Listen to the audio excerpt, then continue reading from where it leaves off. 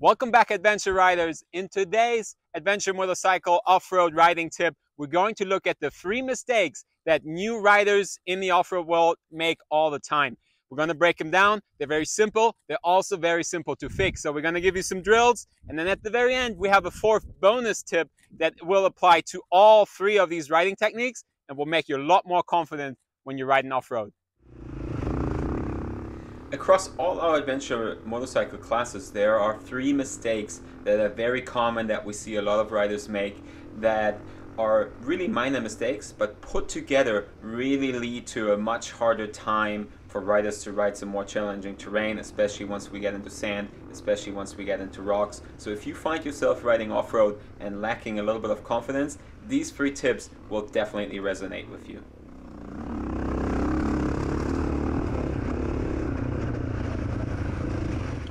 One of the biggest mistakes happens when people try to stand up. Obviously, off-road, you have to be riding standing up a lot just to have more control. What we see is people getting on their bikes, they're riding sitting down, they're not very confident, so they're not yet really committed to standing up, and then they just sort of like hover over the seat in this position. So you're like off the seat, you can see like your knees are bent, your shoulders are dropped, your elbows are down, and you're just in a very compromised position on the bike. So if you find yourself in this position, right away you can see the weight on the bike is very poorly distributed.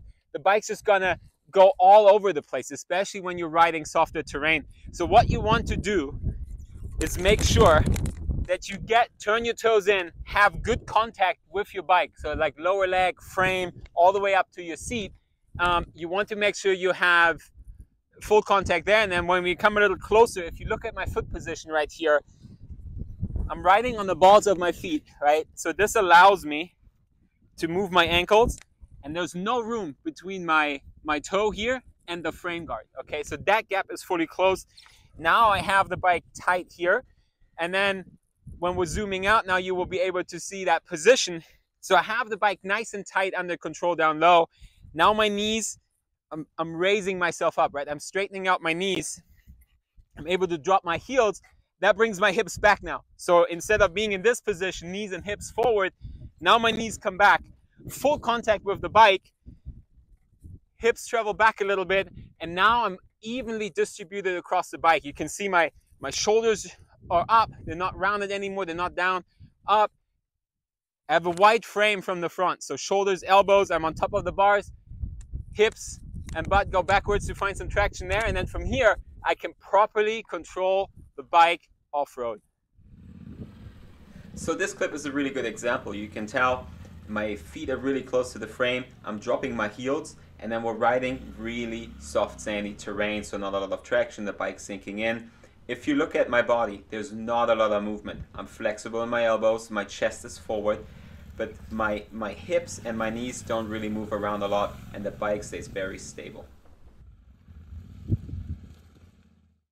Mistake number 2 that we see a lot is in these sections here, right? So we have a sandy trail, a little washed out from all the rain the last couple of days.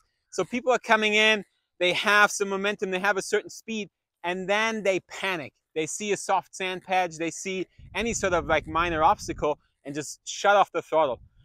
In that moment, engine brake kicks in, the whole momentum of the bike, all the weight shifts to the front of the bike, the front end becomes really nervous, and your biggest fear of losing control of the bike comes true because all the weight's on the front end. You know, the front tire starts digging in. In that case, most riders then take their feet off, so it makes it even worse, and it just gets worse and worse and worse. What you want to be doing, especially when you're riding sand, when you're riding some loose conditions, look far enough ahead so you can read the trail, you can see what you need to expect, and then just stay consistent on the throttle. We always recommend in these sections at least 2nd gear, so you have a little bit of torque in the engine. 1st gear just has a lot of engine brake, so if you build some momentum, if you build up some speed in 1st, if you do have to let off to slow down a little bit, there's just even more engine brake, so that's definitely what you don't want. So 2nd gear, sometimes even 3rd, depending on how fast you're going, but definitely 2nd gear, and then just be consistent on the throttle. Look far enough ahead, so if you do get to a point like this where it's washed out and you have to slow down a little bit, then roll off the throttle, right? Don't just shut it off and panic. slowly decelerate, get the bike to slow down, focus on your body position, make sure you have the bike nice and tight, like point one, what I demonstrated there, right? You have the bike under control, and then in a controlled manner, you slow the bike down, the bike will still be stabilized until you get to the point where you're almost stopping. That's when you feel the bike kind of getting a little nervous. So if you want to stop easy, at that point, you just hit the brakes, put your foot down, you stop. If you want to keep going, you just pick the throttle up a little bit more again, bike will stabilize, and you ride right out of it. So this clip is a great example of this technique. You can see we're riding into this sort of sandpit, coming down the hill and then riding across a very soft bottom.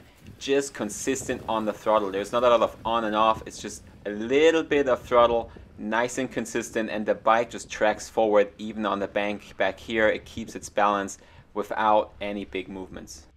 Mistake number 3, and that is the one that usually has the biggest consequence. Riders riding into some terrain, not being very confident in their position on the bike, and their first reaction is to take both feet off the pegs, right? So now you're sitting in this position, you can see right away, there's no connection of me to the bike other than with my butt sitting on the seat.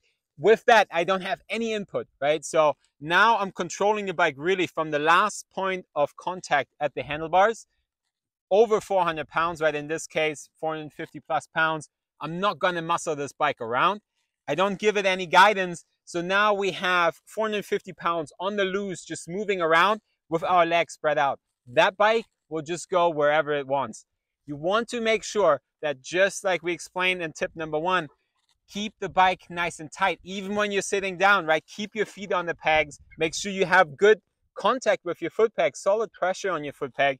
Squeeze the tank of your bike with your inner thighs and your knees when you're sitting down. Squeeze the bike with your lower legs when you're standing up. And then if you get into these situations where you're not sure, just trust your position on the bike, right? These bikes are set up to ride. They're not going to just tip over right away.